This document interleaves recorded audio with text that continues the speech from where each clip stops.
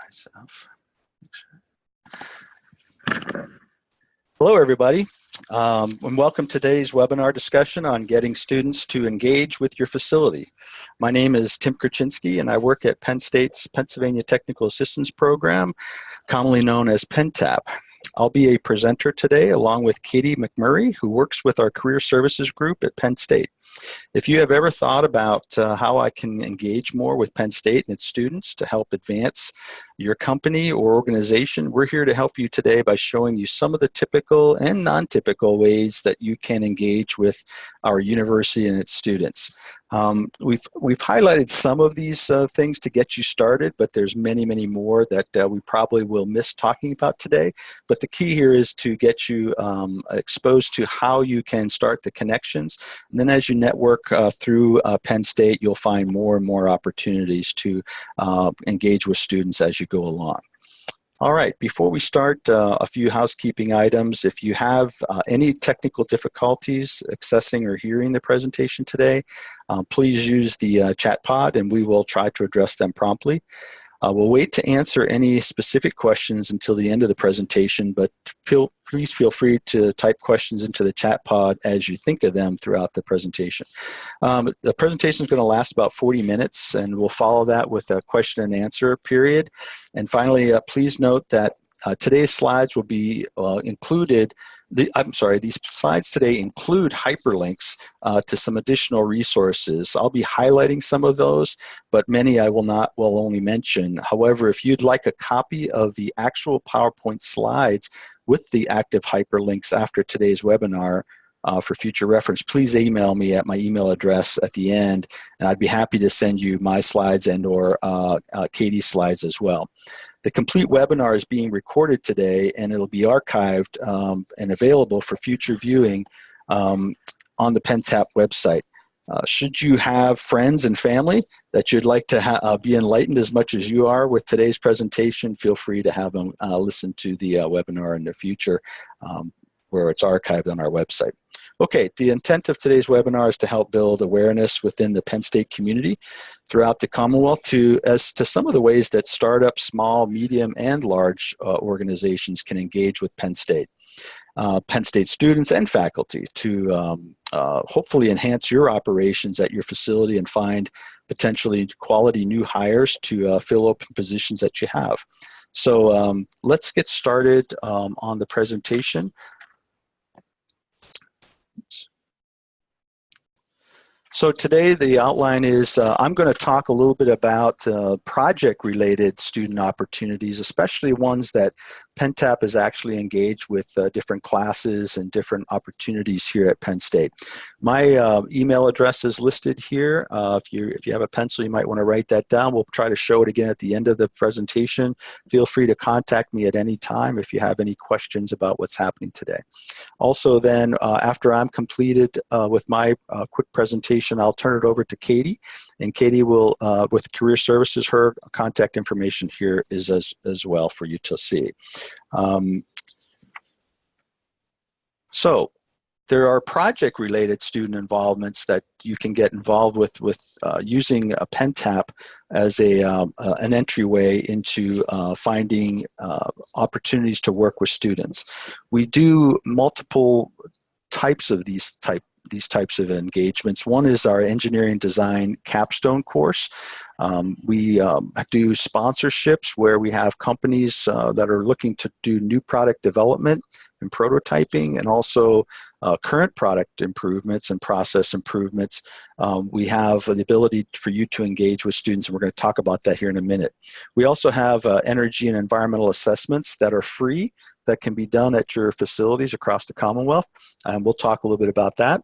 And we also do mentoring and collaborating with student entrepreneurs. That's a great opportunity for organizations to connect with some of our students that are involved in our entrepreneurship minor and innovation minor as well. And then I'm going to talk a little bit about some of the other classroom project opportunities that we have at our other colleges outside of engineering, and I'll give you a little bit of a taste as to some other ways to interact. Okay, the Penn State Learning Factory, if you look at this graphic right here, you'll see it's not a triangle, but if you look at it, it has lots of triangles, but really it's triangulating around industry, students, and faculty. When we look at how industry and students connect, we find good engineering talent. We hope that you will find it through the Penn State Learning Factory and might potentially find hires for your company. And then also by engaging with our students in the Learning Factory, you can get out-of-the-box thinking from student engineers. These are all seniors that are getting ready to graduate, so they're theoretically sound. And many times as you work on a project within your company, you can get like thinking. And so by engaging with student teams here, we get out-of-the-box kind of thinking outside of your organization.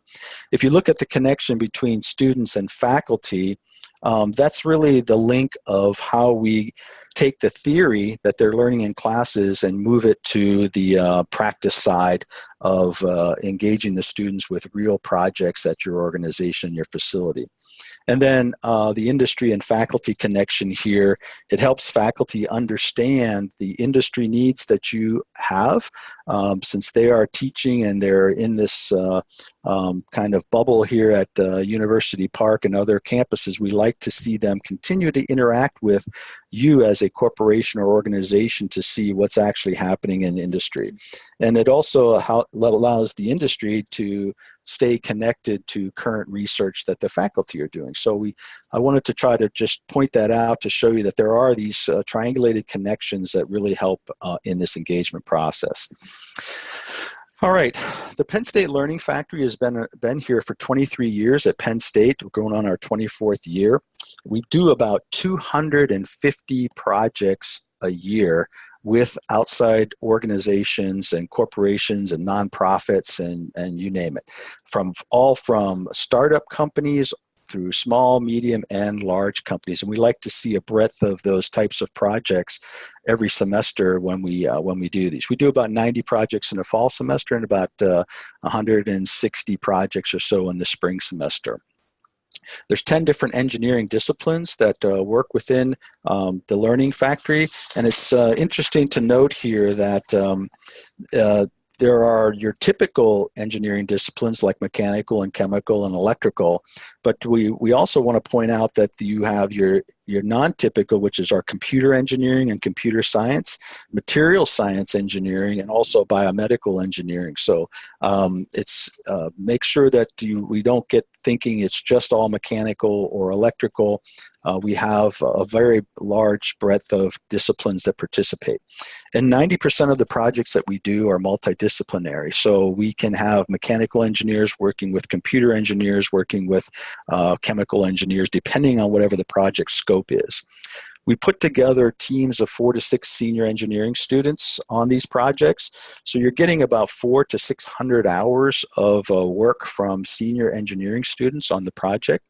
And again, it's interesting to note that these project scopes are submitted by you as an organization. These are not projects that we design. They're projects that you come to us and say, this is what I'd like to challenge the students to work on for within our full 15-week semester working on this project as a team. The project results are generally go towards either a prototype at the end or a process or a software design or something like that. The small and medium-sized projects and startups are usually looking for the actual engineering work that's coming out of the students. And then if you're a large company listening in today, a lot of times they are challenging the students with projects that might not necessarily have an immediate impact to what they're doing, but it does challenge the students so they can use it as a recruiting tool to see how the students might turn out to be for an employee later on. The students self-select these projects, so we post all the scopes of the projects before the semester, and then the students select the projects that really interest them, so we hope that that drives the students to have passion in working.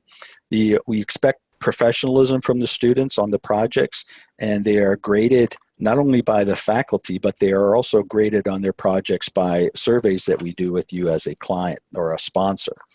The sponsorship fee for these projects is $3,500. Again, you're getting 4 to 6 engineering students working about 100 hours each on the project throughout the semester.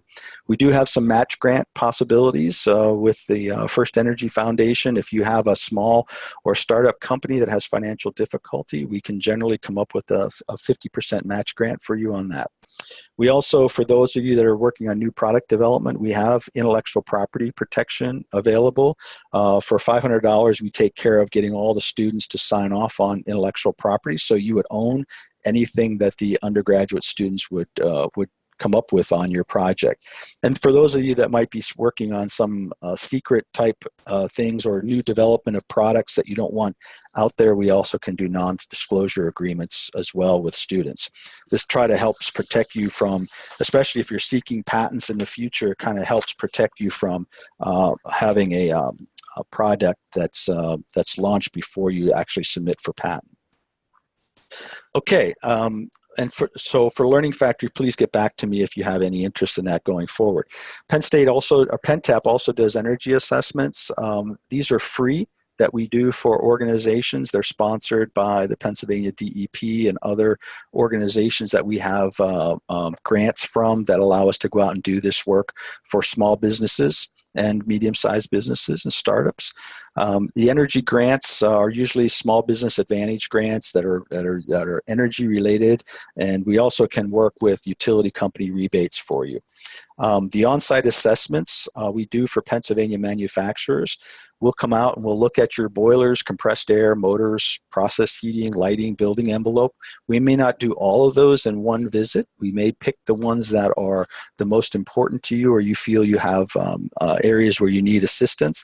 The students come with us. They actually get real hands-on experience working in the field and industrial facilities. The students do the math and crank the analysis and the data, and then usually our advisors, our tech advisors here at PennTAP then write a final report that's submitted to you showing you where you can make savings.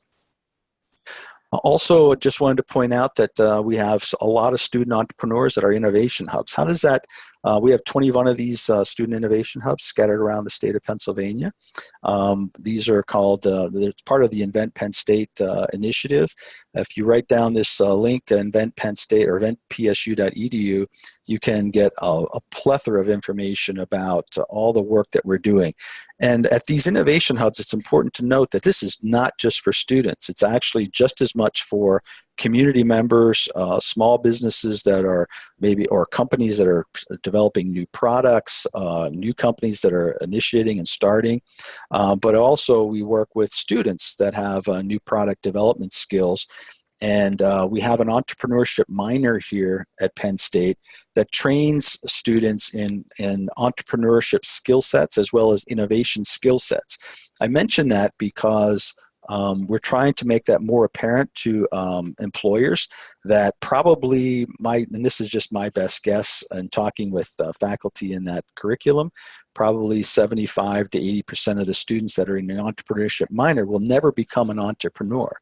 But they're taking these skill sets that they're developing are perfect for companies like yours that might be looking for people who are innovative and also understand how to launch a new product, because your companies obviously, to stay current, need to be launching new products consistently as you move on in your process of building your company. There's also other classroom opportunities that we can connect you with. The Smeal College of Business has the APEX program, which is the Applied Practical Experience. What they do is, for no fee other than if there's travel costs to get students to your facility if it's needed, that would be the only fee that would be required.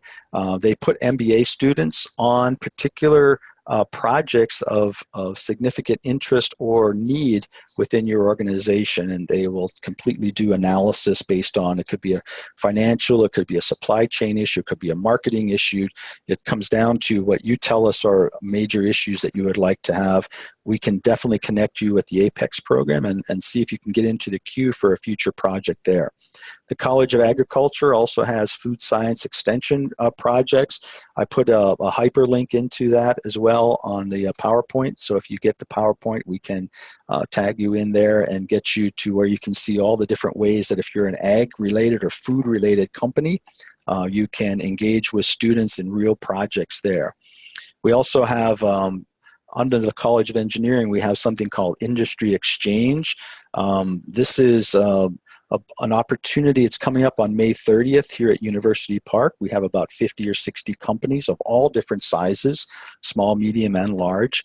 It allows the companies to actually come and present at this industry exchange, and faculty are coming down along with their grad students and undergrad students to see how they may be able to interact with your company and actually involve students in the research that our faculty are doing, as well as how that research could apply to your company's needs and some of the new product developments that you're doing as well.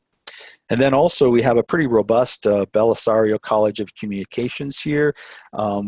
If you're a business, especially a small business, startup, or a medium-sized business, the classes that you see listed here, the COM 473 is where we can do PR campaigns for small businesses, where students will actually work with the data and with your people within your organization and produce PR campaigns for you, as well as in the COM 450A, they can do search engine marketing and do optimization and work with you on that, as well as the additional course 834, which is more of a grad course where we can get into a higher level strategic communications campaigns. Again, these are free services that are offered, but you have to get into the queue, and it's kind of a competitive process, but we want to make sure that you know that these exist out there and that you can participate in these. Just let us know, get in touch with us if you have something you'd like us to address, and we'd see if we can get you into the queue for a future project. Okay, that kind of outlines where some of the things are that PennTAP specifically can help you with. And now we would like to turn this over to Katie, and Katie is going to give you more of a career services approach to what you can do here at Penn State in engaging with students. Let me turn this on and get Katie right. She'll be with you in a second. Thank you, Tim. I appreciate that. I always think it's fascinating to see the all of those classroom projects that are available for organizations to engage in, and I know that those students are always really excited to have those opportunities to do projects with real-world organizations rather than just case studies. So, as Tim said, my name is Katie McMurray. My role here at Career Services is as the employer developer. And I'm really tasked with bringing new recruiting relationships to the university. So while we have a lot of great companies and organizations that recruit here, we're always trying to broaden the scope of what recruiting looks like at Penn State for students. You know, we're constantly hearing from students in different majors and different areas that want unique opportunities. And I think with that, Penn State hasn't done the greatest job over the years of really working with small and mid-sized businesses, startups, and we are currently in the process of changing that. In fact, just this week, for those of you who hadn't heard, this year we hosted our very first small business and startup fair. So that was an opportunity for startups and small businesses to come to campus and have their own career fair to recruit students who are interested in those kinds of opportunities. That was actually hosted on campus on Tuesday and has already been slated next year to be in line with Startup Week here at Penn State. And so stay tuned for opportunities for that in the future. But with that, I'm going to take a really kind of broad-based approach today to what it looks like to recruit at Penn State. So I'm going to start with an overview of what Career Services offers for those of you, offers to students particularly, for those of you who either were Penn State students or, you know, had friends who came to Penn State. I think we can all be pretty honest that we didn't all maybe utilize Career Services to its fullest potential. And so I just kind of want to give you an overview of what it looks like today. We're going to talk about traditional recruiting lines for employers. We're going to talk about some new trends in recruiting that Penn State's kind of starting to dip our toe into and kind of learn to navigate the scope of. I want to talk a little bit about the NACE career readiness competencies, and this is something that you may or may not be familiar with as employers. If you're not formally familiar with it, you certainly are anecdotally. This talks about what employers are looking for from students beyond just skills and academics. So these are what sort of formally were regarded as soft skills, and we'll just kind of do a brief overview of those. And then I think it's always important when talking with employers to kind of consider what students coming out into the workforce today look like, what we know about Generation Z thus far, some of their sort of intentions and values and what that translates to in the workplace, or at least what we think it might translate to in the workplace as they're just starting to enter the workforce.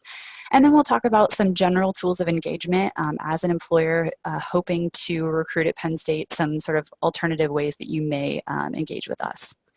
So with that, we'll talk, as I said, about sort of the range of services that Penn State Career Services offers. And I should also mention that I am here on behalf of sort of central Penn State Career Services, but our office works with all of the academic colleges as well as the Commonwealth campuses and World Campus. So we tend to act like more of a concierge service for employers who are coming to recruit at the university. For example, if you are, only looking to recruit engineering students, I would probably be happy to introduce you to the Career Services office at engineering. But if you're looking for, students of maybe several different majors, our office is pretty helpful in sort of connecting those dots and being a starting point for you for recruiting on campus. So this is rather inclusive of our partners at the academic colleges and Commonwealth campuses. So on the Career Services website, we do try to offer a robust listing of student resources, everything from resume writing to interview tips, everything that's sort of in our career guide that we offer to students, example resumes, anything that can help them in sort of that post-grad job search, as well as for PhD students and graduate students. We also offer help with their CV, applications to graduate school, sort of a range of post-grad options.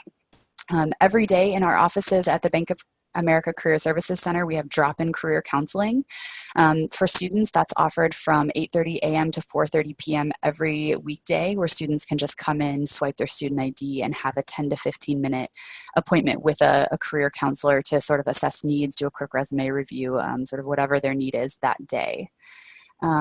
We also do just exclusive resume and cover letter review. We do that both with career counselors and with our student peers who work in the center.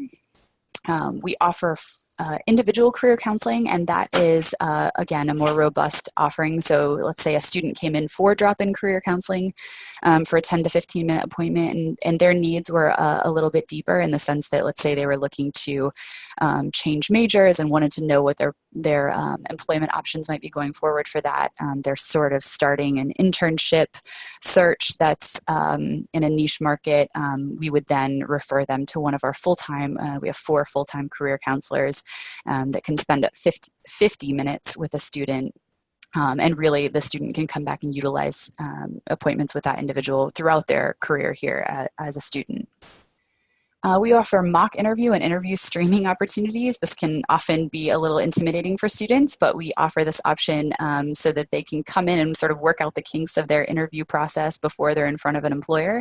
And they can do that. We record the interview, and then with one of our peers, they go back over that interview and sort of talk through it and critique themselves. It's really a great option for students. Nittany Lion Careers, we're actually going to go into in one of the future slides, but this is our career platform. So this is for employers and students and alumni to utilize to post jobs, see jobs, internships, co-ops, that sort of thing. But like I said, I'll get into that in a future slide. And then all of that really is encompassed in our Career Resource Center there on campus. So as I mentioned, I would get into Nittany Lion Careers a little bit deeper here. So Nittany Lion Careers is actually a new system for Penn State. Was launched just about a year ago at this point. Previously, if you had recruited at Penn State in if you wanted to recruit, let's say, an engineering student and a business student, you would be posting in 2 separate platforms for that. All of our academic colleges, all of our Commonwealth campuses and World Campus have all gotten together to have one collective portal for students, alumni, and employers to engage in. This is where all of our employers post jobs, co-ops, internships, also any events that they may want to host on campus. Employers will often come to us and say they want to host an information session or some sort of an event to display their company and have students learn a little bit more about what they do. All of that activity happens there, as well as our on-campus interviewing platform. So if you are posting a job and then you want to host interviews on campus, that's all coordinated through that system as well. And I think what is sort of lacking in our marketing of this system, and we're hoping to make a little bit more known in the coming years, is that this is also a place for employers to post positions where they're looking for experienced hires, and also for alumni on the other side of that to utilize the system. So this really is part of that whole Penn State for Life process, where alumni can continue to look for jobs in the system and have access to the system. So I'm certainly happy to, as Tim said, we'll answer some questions at the end if you have questions about utilizing the Nittany Lion Careers platform, and that I should mention that is also free for employers to post positions. As I mentioned, we do serve the Commonwealth campuses as well as World Campus. So I think for those of you who are out in the Commonwealth and maybe not making it to University Park, or want to get more involved in your area, recruiting in your area, most of these campuses are very open to hosting employers, working with employers in their area, and have a lot of existing relationships and are looking to really engage with employers. So if you are interested in engaging with any of these campuses, I would be happy to bridge that gap if needed. As I mentioned, I'll talk a little bit about traditional recruiting methods. These are all probably things that you're all pretty familiar with, but we have, job and internship postings available for students. We do the on-campus interviewing, which I mentioned in the previous slide about Nittany Lion Careers. At the Bank of America Career Services Center, we actually have 44 interview rooms that are available for employers to use.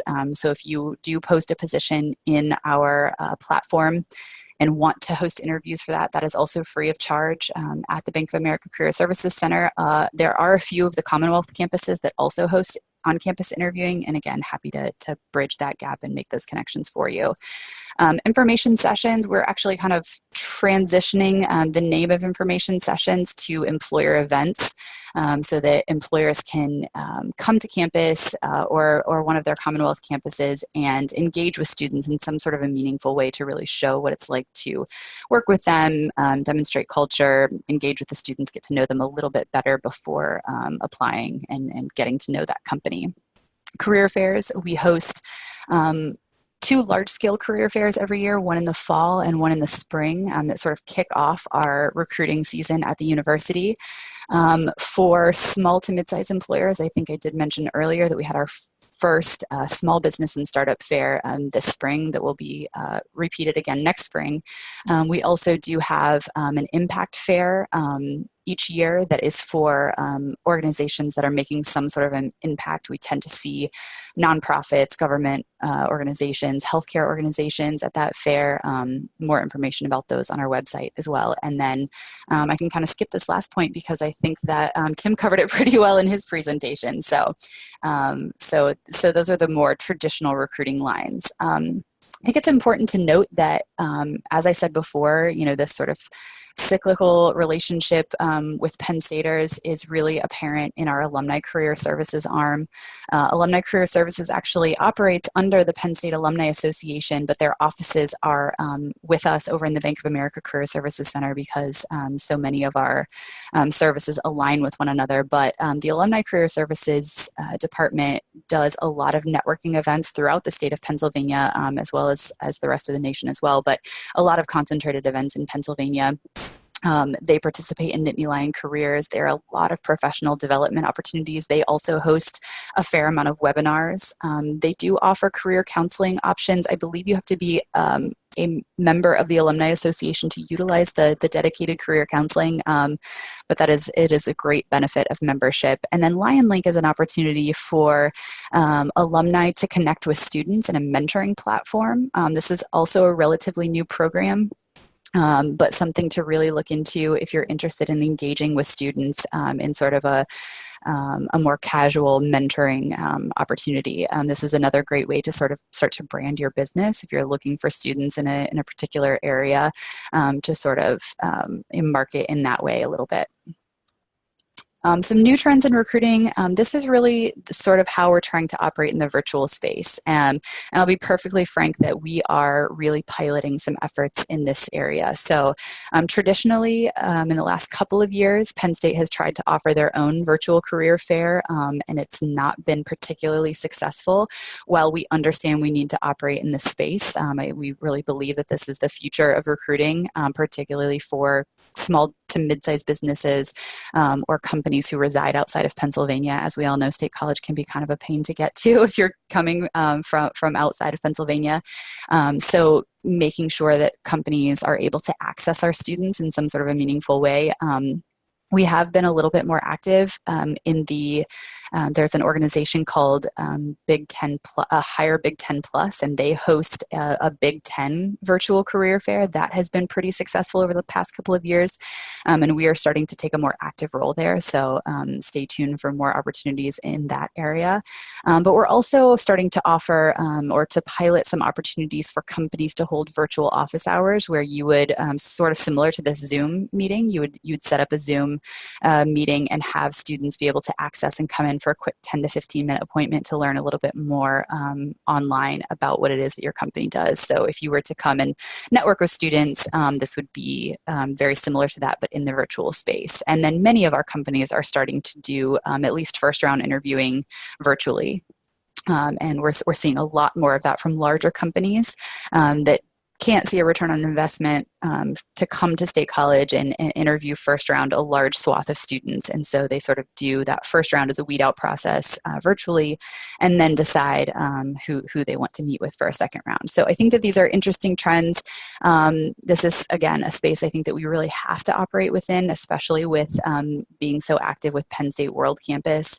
All of those students are dispersed throughout the world, and to be able to engage with them in a meaningful recruiting relationship includes the virtual space.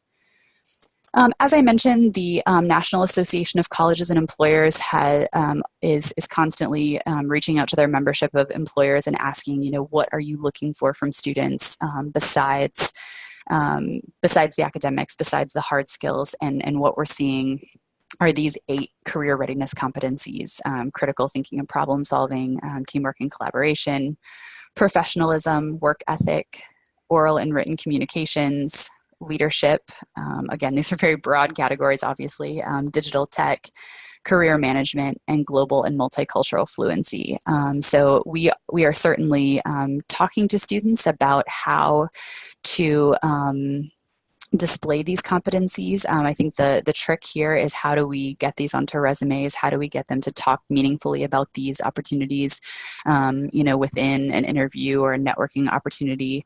And I think as employers, it's really interesting for us to learn from you how you want to hear from students about these things. How do you hope to see these come out on resumes? And maybe that's something that, can come out in the comments later, or that we can talk about in the questions at the end. But we really don't know what we don't know, and so I think it's easy for us to sit in academia and say these things are important, and you should talk about them. But I think it's really valuable to hear from employers about how you hope to see these play out, because I know that probably many of you are shaking your heads behind your computers, going, "Yes, this is what we need from students. How do we find these candidates?"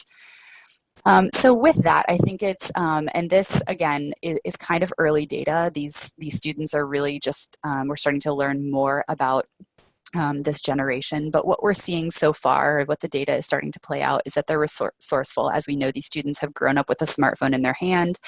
And with that, we're starting to see that they're mature and in control. They absolutely embrace diversity. I teach a career development seminar. And I see this absolutely, that that they are very comfortable with diversity. They're comfortable conversing about it, asking hard questions. They're the first cohort to come of age with same-sex marriage being at the forefront, having the first African-American president. They'll be the first majority non-white generation in American history. I think that's important to understand. Again, I think these are just awareness pieces. This doesn't mean that we're necessarily recalibrating our recruiting practices to be completely cognizant and ready for this generation. But I think that it's just important to be aware and see how that's starting to change the scope of what the workplace might look like. We do know that they're entrepreneurial, as again displayed by Tim and all of the great things that are happening here around Invent Penn State. Part of that is to meet this generation where they are and be ready for their interests around this. And they're very visual. They definitely respond to images. Again, back to my class, I can't tell you how, zonked out they are when I'm sitting in front of them talking versus when I show them, a YouTube video or a TED Talk about something. The engagement level is completely different. And we're starting to see that they're financially cautious. This might be kind of surprising, but I think with the constant uptick in the cost of higher education, these students are starting to have to really look at return on investment. We're seeing that at the university with the rise of financial literacy, and students really engaging in that space and trying to figure out how to be aware and attuned to their student debt. In fact, I actually just saw a study recently about what employers or what's trending in employer benefits, and something that employers are really starting to look at, especially large scale employers, is can they offer a benefit around student loan repayment? So I think that we're going to continue to see those trends play out a bit.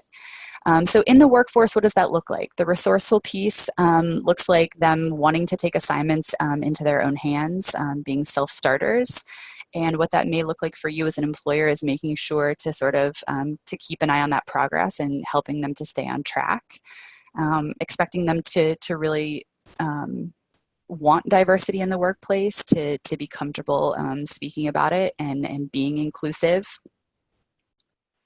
On the entrepreneurial side, I think they want to change opportunities. So even if they're in a sort of a more stagnant role or something that has a really set list of priorities, rotational assignments might be something to sort of keep them interested and excited about opportunities. I think this visual piece is interesting. I like the point about recycling old employee manuals. I think when you look at the traditional team forming stages, I don't think that you're going to see Gen Z making it through the storming and norming. They're not going to make it to norming if storming doesn't play out well for them. So, these are not your, my generation or my parents' generation where we're staying in roles for 10 to 20 years, or my parents staying in roles for 30 years. They're moving on after a few. And so if we can keep them interested, and again, this is not about completely turning your business on its side to be ready for this generation. But I know that talent is an issue and something that people are interested in figuring out how to recruit talent. And I think being ready and conscious of these students and what they're hoping for is a piece of that. And on that financially cautious piece, understanding that, that they have an eye on value, and they're looking at return on investment for every opportunity that they're taking. And so, how can we meet them in that space? So ways to connect with us. Again, I think Tim gave us a great example of some of those real world projects that can connect you with students. And I think there's probably no better way to, help students understand your organization and be interested in your organization than having worked with you ahead of time. But we do have over 1,000 student organizations at Penn State, and many of them are really hungry for professional development opportunities. They will often contact our office because they're seeking, someone to come in and review resumes for them or talk to them about what employers want to see in interviews. And so if you can, start to reach out yourself. So we have a a central platform where you can search student organizations. You can search through those 1,000 plus by discipline, by types of students, and reach out to them yourself. You know, you're coming to campus, you know that you have some time. Could you, you know, bring them some Jimmy John's and talk to them about interviewing or some other value add for their organization? That's another great way to sort of brand on campus. We do have a couple of resume review events, primarily prior to the large-scale career fairs, and we're often asking employers to engage with us around that. As you can imagine, they respond much better to your reviews than our reviews. So we would love to have more employers engage with us around that. We talked a little bit about the career fairs, both the large scale ones and the smaller, more niche career fairs, as well as I should have mentioned earlier that many of the academic colleges have their own fairs as well. So if you are, let's say, an engineering firm and looking to engage with engineering, they have a career fair specifically for engineering students. Connections with faculty, this piece can be a little bit tougher. I always encourage employers, if they are Penn State, or if they are Penn Staters and still have those faculty connections, to try to reach out and broach those first. But we are always happy to try to connect with faculty if we think that there, you know, is something that lines up where, you know, you might be helpful to them and vice versa, that it can be mutually beneficial.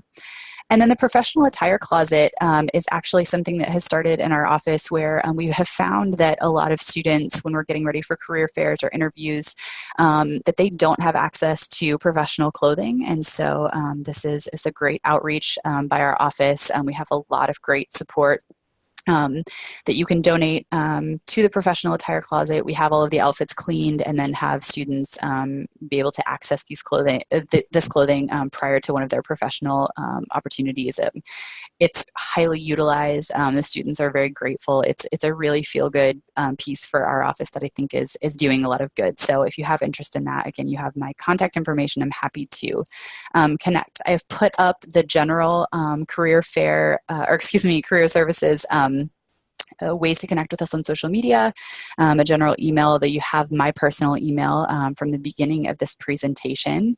And then I think that Tim and I are open to taking some questions here. I'm actually going to give the headset back to him and let him wrap things up here. Okay, that was a lot to cram in 40 minutes, but we actually finished right around 40 or 41 minutes. So good thing Katie and I are both fast talkers. Let's see here. I'm trying to, let's see if we can get back to the chat box.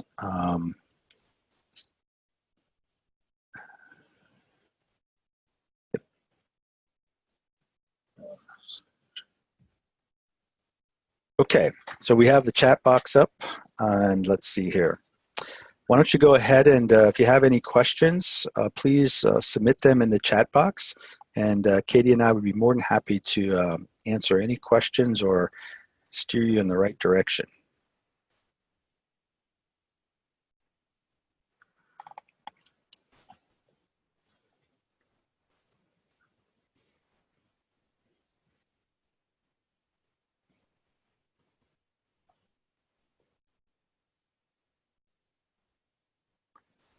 Doesn't appear that anyone is typing any questions in.